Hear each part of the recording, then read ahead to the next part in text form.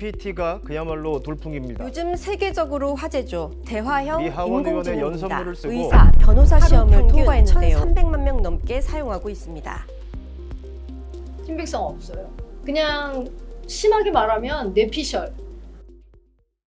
인터넷이 보편화된 현 시대에서 사람들은 누구나 모르는 것을 검색해 봅니다. 검색하지 않고도 원하는 정보를 얻을 수 있다면 어떨까요? 최근 화두가 된 생성형 AI는 그것을 가능하게 합니다. 어떻게 가능할까요? 오늘 대학생 한 명과 함께 생성형 AI에 대해 살펴보겠습니다. 최근 인기인 생성형 인공지능을 사용해보고 있어요. 한번 보여드릴까요?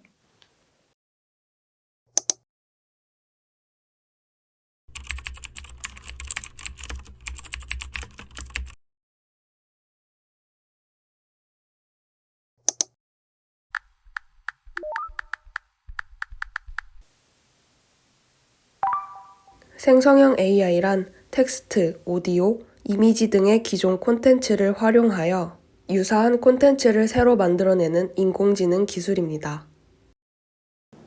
컴퓨터 상식 뭐 이런 과목에 보면 정보 과목에 보면은 이런 문제 있어요. 다음 중 컴퓨터의 특징으로 맞지 않은 것은 뭐 1. 정확성, 뭐 무한성, 뭐 저장성, 창조성. 몇 번이요? 그쵸. 지금 답이 애매하죠. 그때는 누가 말할 것도 없이 다 웃으면서 창의성, 컴퓨터가 무슨 창의성이 있어. 그런데 이제 거기에 도전하는 게 인공지능이 된 거죠.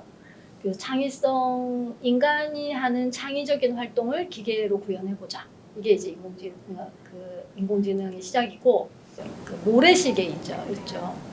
모래시계가 이렇게 됐고 밑으로 이렇게 흘러내려가는데, 예전에는 그 수많은 데이터들을 가지고 그 데이터를 학습해서 거기서 뭔가에 얻어낸 거거든요. 결과를. 그 중에서 그 학습된 데이터로 어떤 뭐 분류를 한다던가 또는 예측을 한다던가 이런 거였다면은 지금은 없는 곳에 없는 거 이렇게 무에서 새로운 걸 하나 만들어서 보여줄 수 있는. 실생활에서 사용해본 사람들의 의견도 들어보았습니다. 저는 챗GPT만 사용해봤어요. 어떤 용도로 사용을 해보셨나요? 주로 자료 수집이나 좀 자료 수집에 관련한 논문 이런 거 찾고 싶을 때 쓰는 것 같아요. 네, 제가 지금 듣고 있는 전공 수업 중에서 교수님께서 이런 AI와 관련된 걸 되게 좋아하셔서 제가 실제로도 과제를 할 때 챗GPT를 사용하고 있습니다.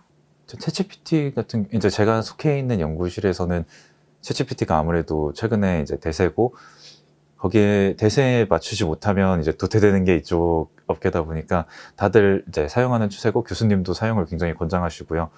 교수님도 이제 스테이블 디퓨전이나 이런 생성형 인공지능들 사용해서 수업 강의에도 많이 활용을 하시고 연구를 하거나 아니면 코드를 짜는데도 다들 많이 활용을 합니다. 이제 거의 뭐 그냥 업무에 컴퓨터를 쓰듯이 이렇게 쓰시는 분들이 주위에 다 거의 많고요. 제가 볼 때 가장 흡족해 하면서 또는 이제 거의 없으면은 일하기 힘들 것 같다는 생각이 들 정도로 하시는 주변 지인들은 분야가 대부분 이제 좀 창의적인 일을 하시는 분들 오히려 그래서 강사나 또는 개발 그 다음에 학교의 교육 파트 학교 선생님들도 그렇고 그리고 업무 사무직 중에서도 이제 서류 작업이 많은 그런 업무를 하는 분들이 정말 유용하게 잘 쓰고 있는 그런 거 주인들한테 얘기 많이 듣고요. 제가 잘 아는 아주 조금 유명하신 분이 있는데 그분은 본인의 그 SNS에 이제 하루라도 챗GPT를 사용하지 않으면 일을 할 수 없을 것 같다. 이런 하소연을 벌써 몇 달 전에, 한 달 전에 올리셨어요. 생각보다 많은 사람이 생성형 인공지능을 사용한 경험이 있었습니다. 주로 과제나 업무에 관한 자료를 찾아볼 때 사용되었는데요. 그렇다면 사람들은 인공지능의 답변을 얼마나 신뢰하고 있을까요? 저는 아직까지는 이렇게 나오면 제가 한 번 더 검색해보는 편이에요. 아니요. 신빙성이 많이 없었던 것 같아요. 왜냐하면 정보의 질이 어떤지는 뭐 제쳐두고 그냥 딱 읽었을 때 문맥 자체가 매끄럽지 못하다거나 아니면 재질문을 했을 때 완전 다른 답변이 돌아오는 걸 보고서 챗 GPT는 참고하긴 좋지만 내가 한 번 더 팩트 체크를 해봐야 되겠다라는 생각이 들었어요. 저는 신빙성이 없다고 생각합니다. 아예 없다고. 네, 아예 없다고. 그럼 여기 아예까지는 아니어도 한 10%, 20% 정말 완전히 의심해야 할 만큼. 과연 인공지능은 믿어도 되는 존재일까요? 우리는 이 한 가지의 장점에서 비롯되는 다양한 문제점들을 살펴보아야 합니다.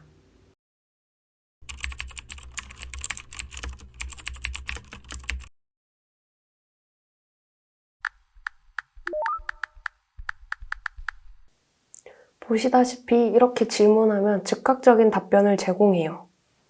한 번 더 물어볼 필요도 없이 이어서 작성도 해주고요. 생성형 인공지능이 기존의 검색 엔진과 다른 이유입니다. 사용자와의 대화 내용에 맞춰 답변을 제공하고 대화의 흐름을 파악하여 즉각적인 해결책을 제공합니다. 제가 알고 있는 범위 내에서 질문을 던질 수 있게 되잖아요.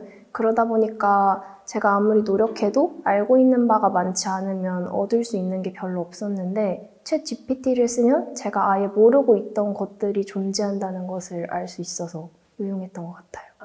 일단 제일 자주 사용하는 건 코딩할 때 굉장히 자주 사용해요. 이제 반복 작업이나 굉장히 간단한 코딩 같은 걸 부탁하면 친구가 코드를 이렇게 쫙 짜서 이제 내보내 주거든요.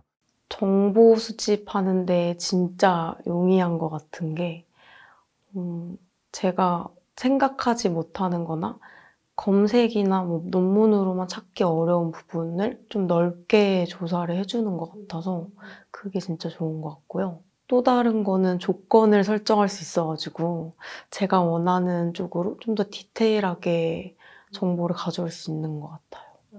챗 GPT가 오픈 AI에서 만들 때 이제 시제품을 만들어가지고 돌려봤어요. 돌려봤는데 너무 맞는데 표현이 자연스럽지가 않은 거예요. 사람이 사용하지 않는 표현을 쓰는 거예요. 그래서 어떻게 했냐면 그 영어권에 아주 싼 인력들, 주로 아프리카 대륙 쪽이라고 하는데 그런 사람들을 이렇게 알바로 투입을 해가지고 문장들을 보여주면서 계속 문장을 보면서 이 문장이 사람들이 사용하지 않고 어색하다 이러면 X, 이거 자연스러워 사람이 쓰는 거야 그러면 동그라미 뭐 이런 식으로 해가지고 인간의 노동력이 들어갔거든요. 그러니까 자연스러울 수밖에 없는 거죠. 근데 이제 되게 말은 많아요. 그걸 하면서 그 문장이 되게 트라우마가 남을 수 있는 굉장히 끔찍한 그런 문장들도 있고 한데 그런 말이 나올 정도로 정말 사람의 노동력이 투입돼가지고 만든 시스템이라서 발표되고 있는 어떤 챗봇보다도 이게 따라갈 수가 없는 거 그런 부분이 좀 있는 거죠. 생성형 인공지능은 복잡한 질문까지 모두 대답할 수 있습니다. 저희도 복잡한 질문을 한번 해볼게요.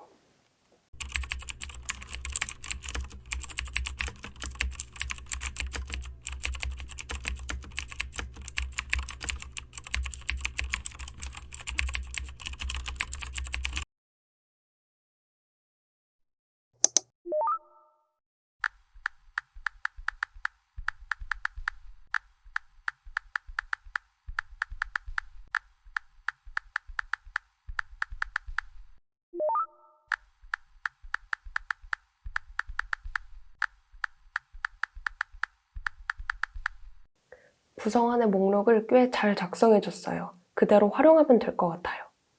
생성형 인공지능의 정의, 활용 분야, 문제점도 다루고 있습니다. 추상적이지만 잘 정리되어 있습니다. 그럼 구체적인 사례도 한번 물어볼게요.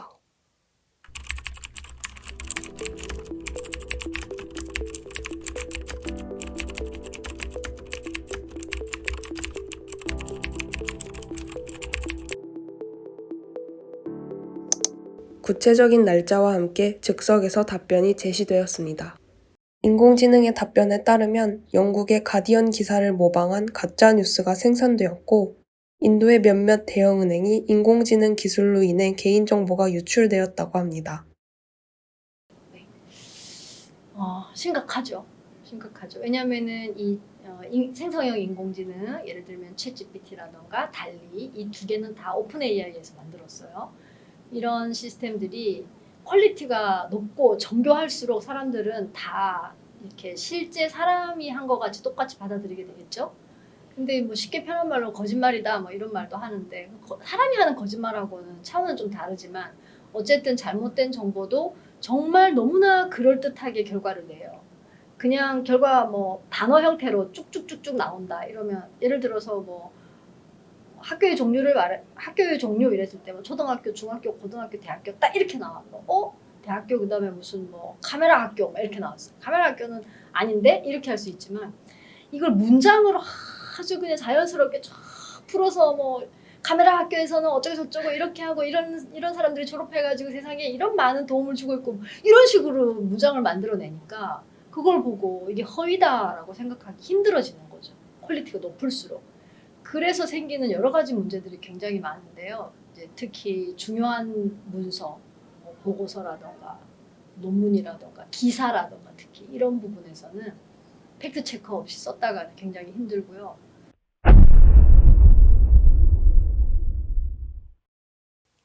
그럼 인공지능의 답변이 허위 정보일 수도 있겠네요. 팩트 체크를 한번 해보겠습니다.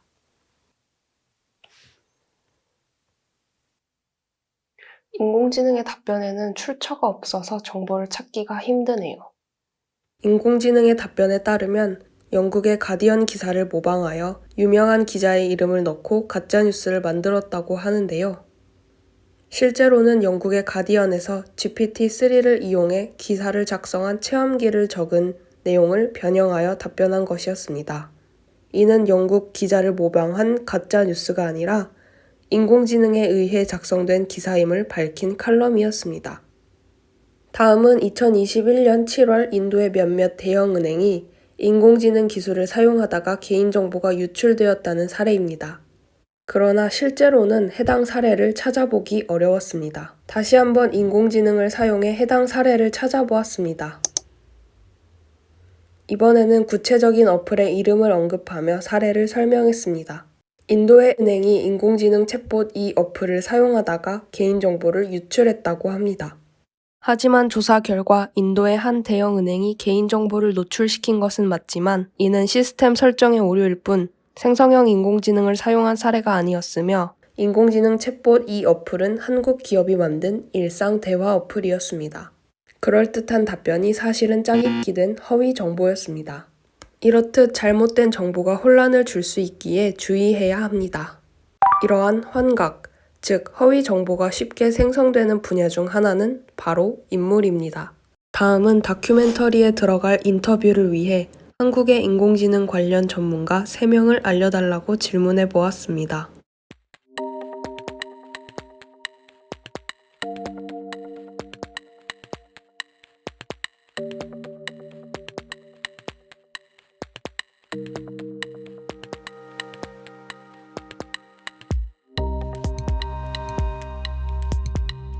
인공지능이 소개한 3명의 전문가는 모두 존재하지 않았습니다. 그럴듯한 답변이 결국에는 모두 허위 정보로 밝혀졌습니다. 생성형 인공지능은 더 복잡하고 똑똑하게 발전해 가고 있습니다. 인공지능이 알려줄 수 있는 정보는 어디까지이고 우리는 어떻게 해야 인공지능을 현명하게 사용할 수 있을까요? 글자 모르는 걸 이제 그 문맹에서부터 글자는 알지만 글자를 읽었는데 무슨 뜻인지 몰라. 그러면 이제 문해가 되는 거죠. 근데 이 AI도 AI 리터러시라는 말이 나오게 되게 된 것이 AI가 인류가 글자를 쓰듯이 그 정도로 많이 쓰기 때문에 이제 AI 리터러시라는 말이 생성이 된 거거든요. 그럼 뭔 말이냐? 내가 지금 AI를 쓰고 있어. 우리 TV들이 누구누구 불러가 오케이 구글 오늘 날씨 어때 이런 거 다 쓰잖아요. 근데 그게 AI라는 걸 모르고 먼저 기기의 잠금을 해제하셔야 합니다. 네. 똑똑하네요. 이거 어떡하지? 네. 그래서 이런 게 AI 기술을 그냥 내가 생활 속에 쓰는 거잖아요. 그런데 AI라는 거에 대해서 전혀 잘 모르고 그냥 쓸 때 생기는 게 이제 AI 문해력이거든요. 그러니까 그냥 원래 그런 거 아니야? 이렇게 하면서 쓰면은 어떤 문제 생길 수 있는 여러 가지 문제점들이 좀 있죠. 그래서 AI 리터러시라고 하면 일단 첫 번째는 AI 기술에 대한 이해예요. 이게 뭐 일반인들이 어느 정도 수준까지 해야 된다 그렇게 말하기는 좀 애매하지만 그래 적어도 딥러닝 이게 AI다. 딥러닝은 어떤 식이다. 기계가 학습한다. 학습이라는 데이터가 필요하고 적어도 이제 뭐 전문가처럼 그 시스템에 대한 이해까지는 아니어도 적어도 이 정도는 데이터를 많이 학습해가지고 뭔가 컴퓨터에서 처리해가지고 결과를 내는 거 이 정도에 대한 이해는 있어야 이걸 쓰는데 이제 어떤 어려움이 그러니까 생길 수 있는 어려움을 예방할 수 있다는 거. 그러니까 기술에 대한 이해가 첫 번째고요. 그다음에 두 번째는 뭐냐면은 원래 처음에 생겼던 문맹, 그 리터러시라는 개념하고 조금 달라진 부분이 글자를 모르는 게 문맹인데 글자를 알아야 돼. 그럼 리터러시가 해야 돼. 글자를 무조건 알면 되잖아요. 거기에 부정적인 거는 없죠. 그런데 이 AI 리터러시에는 비판력이 있어야 돼요. 무조건 받아들이면 안 되고 그 기술에 대한 이해, 첫 번째 이해, 두 번째는 어떤 비판적인 시각이 있어야 돼요. 그게 AI 윤리하고도 연관이 되거든요. 그러니까 이거를 옳게 써야 되고 바르게 써야 되고 이렇게 사용하는 거는 바르지 않다. 인류의 내가 죄를 짓는 거다. 내가 그 어떤 부정하게 쓰는 거다라는 거를 알 수 있는 능력이 있어야 된다는 거죠. 그래서 비판적인 시각이 필요하고요. 그 다음에 이제 세 번째는 어떤 그 AI를 활용한 여러 가지 애플리케이션, 여러 가지 프로그램이나 기술이나 장비들에 대해서 빨리 접할 수 있는, 받아들일 수 있는 표현력. 그러니까 난 그런 거 안 써. 뭐 이렇게 할 게 아니라 내가 하고 있는 분야에 어떻게 접목할 수 있을까? 이런 거에 대한 관심과 그 다음에 좀 어렵죠. 어렵지만 그래도 조금 해보려고 하는 골치 아프지만 그걸 받아들이겠다라는 그런 의식 이런 게 세 가지가 있어야 이제 그 세 가지가 AI 리터러시에 포함이 되고요. 이걸 통해서 알아보는 건 너무 좋은데 다시 한번 제가 확인하는 절차는 꼭 필요하다고 생각이 들었고 사용을 한다고 해도 제가 읽는 것, 저에 있어서도 다시 확인하고 또 수집하는 과정이 중요할 것 같다는 생각을 아직까지는 하고 있는 것 같아요. 이거는 모든 어린 아이들에서부터 철저하게 교육을 해야 된다고 생각하는 게 AI를 AI의 문법을 이해하지 못하면 우리가 앞으로 정보를 습득하는 데 굉장히 어려움이 있고 앞으로 학습이라던가 그런 게 아니라 여러 가지 방면에서 많이 도태될 수 있을 거라고 생각을 해서 AI를 사용하되 굉장히 철저하게 AI가 우리에게 어떤 영향을 미치는지를 잘 교육해야 된다고 생각해요.